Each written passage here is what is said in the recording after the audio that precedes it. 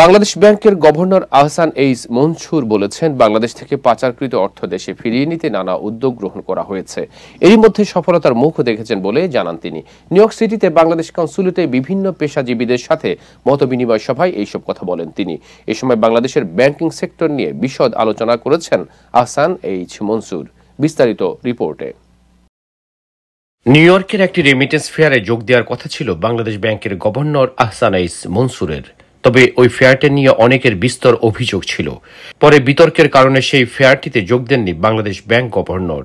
একই সময় তিনি নিউ ইয়র্কে বাংলাদেশ কনস্যুলেটের একটি অনুষ্ঠানে যোগ দিয়েছেন এবং পাচারকৃত অর্থ ফেরত নেওয়ার প্রসঙ্গে কথা বলেছেন বাংলাদেশ ব্যাংক গভর্নর। আমরা আমাদের সাথে ফেডারেল রিজার্ভও একমত যে এই যে হাইস্টটা হয়েছে এখানে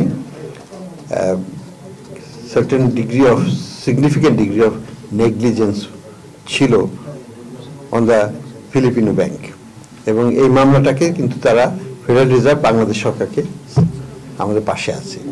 তো যাই হোক, আমরা যেটা ভালো হবে সেইভাবে আমরা আগাবো। আমরা আমাদের লয়ারকে সাথে নিয়ে এটার ব্যাপারে আগাবো। ইন দ্য মিন টাইম যেটা করা হয়েছে, যে জিনিসটা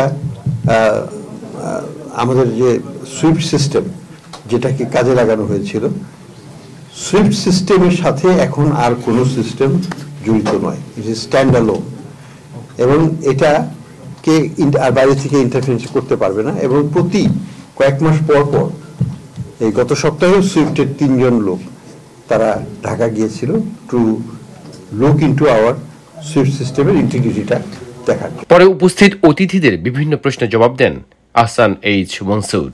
আমার একটি প্রশ্ন, ইউনূস সরকার ক্ষমতা নেয়ার পর মিস ইনফরমেশন এন্ড ডিসইনফরমেশন ব্যাপক হারে আমাদের পার্শ্ববর্তী রাষ্ট্র থেকে বেড়ে চলেছে। অ্যাজ এ সিকিউরিটি এক্সপার্ট আমি আশঙ্কা করছি যে বাংলাদেশের অর্থনৈতিক কার্যকলাপ, ব্যাংকিং সেক্টর হাইব্রিড অ্যাটাকের সম্মুখীন হবে যদি we are not going to save our banking system regarding cyber security. সব ব্যাংক কিন্তু এটা করতে পারছে না। সব ব্যাংকের পক্ষে সাইবার সিকিউরিটি ফুলি এনশিওর করাটা কঠিন এবং ব্যয় সাপেক্ষ। এখানে আমরা চেষ্টা করছি, আমি হুয়াওয়ের সাথে কথা বলেছি যে আমাদের ডেটা স্টোরেজটা ক্লাউডে করা যায় কিনা, খরচটা কমানো যায় কিনা। আমাদের এখন পর্যন্ত যে পলিসি আছে, পলিসিটা খারাপ না। 3টা স্টোরেজ রাখতে হয় ডেটা। একটা হচ্ছে অন দ্য হেড অফিসে, একটা হচ্ছে একটু দূরে ঢাকা শহরের মধ্যে বা আশেপাশে একটু দূরে, আরেকটা হচ্ছে একেবারে রাজশাহী বা যশোরে রাখতে হবে। এ সময় ফ্যাসিস্ট আওয়ামী লীগের সমালোচনা করেন মূলধারা রাজনীতিবিদ ও American Bangladesh chamber of commerce and ইন্ডাস্ট্রির বোর্ড অব ডিরেক্টরসের চেয়ারম্যান গিয়াস আহমেদ। যারা এই মানি লন্ডারিং সহযোগিতা করেছে তারা কিন্তু নিউ ইয়র্কে আছে অনেকে, তাদেরকে তালিকাভুক্ত করুন, তাদেরকে যেন এই এম্বাসিতে এই মিশনে যেন তাদেরকে দেওয়া না দেওয়া হয়। এত রক্তক্ষরণের মাধ্যমে যে অর্জিত আজকে বিপ্লব, সেখানে আমরা দেখতে পাচ্ছি যে এই সরকারের মধ্যেও সেই বিগত সরকারের অনেক দোষরা আছে। আর দোষরা যদি না থাকতো তাহলে আপনাদেরকে ইনসিস্ট করতে পারতো না যে এই যে একটা কি বলে, তারা বিগত সরকারের ফ্যাসিস্ট সরকারের যারা দোষর, এই বিগত কয়েক বছর যাবতে মানি রেমিটেন্স করছে। আমাদের কেউ এখানে যারা আছেন কেউ মনে হয় হক পাইতেন না, কেউ যেতেন না।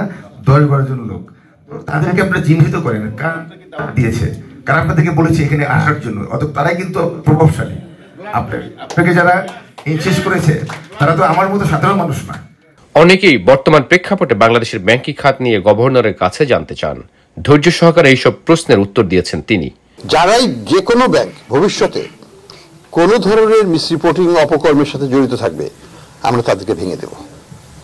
আমরা কোনো ব্যাংক রাখতে দেব না যেটা ফিট অ্যান্ড প্রপার টেস্ট, যেটাকে বলা হয় ইন্টারন্যাশনালি, যোগ্যভাবে ব্যাংক পরিচালনা করতে না পারবে, তাদের যদি সেই যোগ্যতা না থাকে, তাদেরকে আমরা বোর্ড অফ ডাইরেক্টরসে ঢুকাবই না, ঢুকতে দিব না।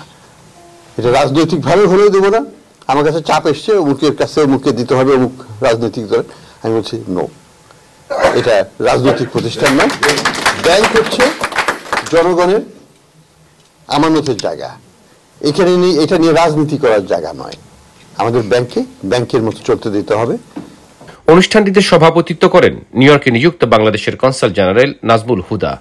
বাংলাদেশ ব্যাংকের মাননীয় গভর্নর একজন অত্যন্ত বর্ণাঢ্য ক্যারিয়ারের অধিকারী। তিনি বাংলাদেশের একজন স্বনামধন্য অর্থনীতিবিদ। আমরা সবসময় তাকে মিডিয়াতে দেখি। বাংলাদেশ ব্যাংকের গভর্নরের দায়িত্ব নেওয়ার আগেও বাংলাদেশের অর্থনীতির গতি, প্রকৃতি, সমস্যা, সম্ভাবনা এসব কিছু সম্পর্কে আমরা তার মূল্যবান মতামত, বিশ্লেষণ, পর্যবেক্ষণ সবসময় আমরা শুনে এসেছি। অনুষ্ঠানে উপস্থিত ছিলেন বাংলাদেশ ব্যাংকের deputy governor doctor Habibur Rahman. আমাদের মূল উদ্দেশ্য হচ্ছে রেমিটেন্স প্রবাহ, যেটা অলরেডি আমেরিকা এখন নাম্বার 1। বাংলাদেশে যে রেমিটেন্স যাচ্ছে, যেখানে আমেরিকা আগে 3-এর পরে ছিল নাম্বার 1, এবং এই ফ্লোটা আপনাদের সহযোগিতায়, আপনাদের কোঅপারেশনে আশা করি সামনের দিকে আরো বাড়বে, আরো শক্তিশালী হবে। এর আগে যুক্তরাষ্ট্র থেকে রেমিটেন্স প্রেরণকারী বিভিন্ন প্রতিষ্ঠানের শীর্ষ নেতৃবৃন্দের সাথে বৈঠক করেন বাংলাদেশ ব্যাংক গভর্নর। ওই জিনিসটাকে কন্ট্রোল করা যাচ্ছে না। লাস্ট 3-4 মান্থ স্যার আপনারা যখন ফিক্সড করে দিয়েছেন যে 123 কোনোভাবে অ্যাকসেপ্ট করা যাবে না, এতে যেটা হয়েছে স্যার, এটা একটা পজিটিভ ইম্প্যাক্ট করছে। যেমন আমি যেটা করেছি সোনালী এক্সচেঞ্জ, আমরা লাস্ট 31 ইয়ার্স এর রেকর্ড ব্রেক করছি স্যার গত মাসে। তারা অ্যাপস এর মাধ্যমে ঘরে বসেই কিংবা গাড়িতে যাচ্ছে, টাকাটা সেন্ড করে ফেলে। কিন্তু মিডল ইস্টের কান্ট্রিগুলোতে যারা কাজ করে উইথ ডিউ রেসপেক্ট, তারা কিন্তু এই অ্যাপস এর ব্যবহারটা ওইভাবে অভ্যস্ত নয়, যে কারণে হুন্ডিওরা তাদের ক্যাম্পে যে টাকা এনে তারপরে হুন্ডি করে। আমরা মোটে 1-2টা স্টেট, বা যেমন সোনালী এক্সচেঞ্জের কয়েকটা স্টেটে আছে, তাছাড়া আমরা প্রায় নিউ ইয়র্ক বেস্ট মানে রেমিটেন্স কোম্পানি। আমরা অন্য জায়গায় যদি এক্সপ্যান্ড করতে পারি, তাহলে ইদার এজেন্টই করি আর নিজেরা ফিজিক্যাল লোকেশন করি, আমাদের আরও রেমিটেন্স বাড়ার স্কোপ আছে। বাট এখানে লিমিটেশন হচ্ছে যে কোনো হাই স্ট্রিট ব্যাংক আমাদের কোনো অ্যাকাউন্ট করে না, স্পেশালি আপনার যা ব্যাংক সাবসিডি আছে তারা। এই সময় মূলধারা রাজনীতিবিদ গিয়াস আহমেদ, সালমান এক্সপ্রেস গ্লোবালের সিইও মাসুদ রানা তপন, সোনালী এক্সচেঞ্জ সহ একাধিক প্রতিষ্ঠানের কর্মকর্তাগণ উপস্থিত ছিলেন। আমেরিকার মতো যারা আছে, যারা নাকি মানে ইনভেস্ট করবে বাংলাদেশে, তারা কিন্তু তেমন একটা রেসপন্ড করে নাই, দেশে পাঠায় নাই। এই পট পরিবর্তনের পরে এই 7-8 মাসে মানে একটা মুক্ত আকাশে, মুক্ত বাতাসে মানুষ কিন্তু একটা ভ্রমণ করছে, দেশে যাচ্ছে। দেখবেন অনেক বাংলাদেশি দেশে যাচ্ছে। তো দেশে যাওয়া মানে তারা টাকা পাঠাচ্ছে, দেশে একটা অ্যাপার্টমেন্ট কিনছে বা প্রপার্টি কিনছে। হ্যাঁ, ভাই বলতেছে ভাই তুই একটা জমি আছে ভালো, তুই টাকা পাঠাই, জমিটা রাখ।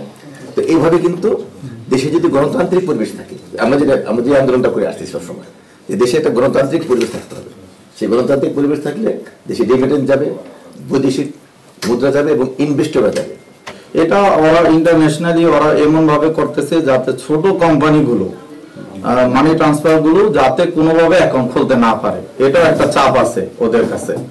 তো এই কারণে ধরেন আপনি এজেন্ট ব্যবসা যারা করে, ধরেন রিয়া যে ব্যবসা করে, ওদের একটা প্রত্যেকটা এজেন্টের জন্য একটা পার্সোনাল অ্যাকাউন্ট আছে। সো লেটস সে এক্সাম্পল $10,000 তার ক্রেডিট লিমিট দিছে।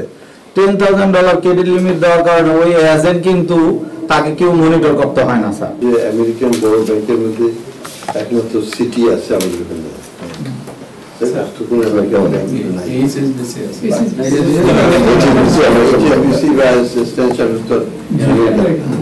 একমাত্র সিটি আছে, কিন্তু সিটি তো রিটেলে কাজ করে না, তো হোলসেল ব্রাঞ্চ ওইভাবে অপারেট করে। কাস্টমার রিটেল কাস্টমার রিটেল বিজনেসের নাই, এখানে আমাদের একটা হ্যান্ডিক্যাপ। সৌরভ ইমাম, IBTV, নিউ ইয়র্ক।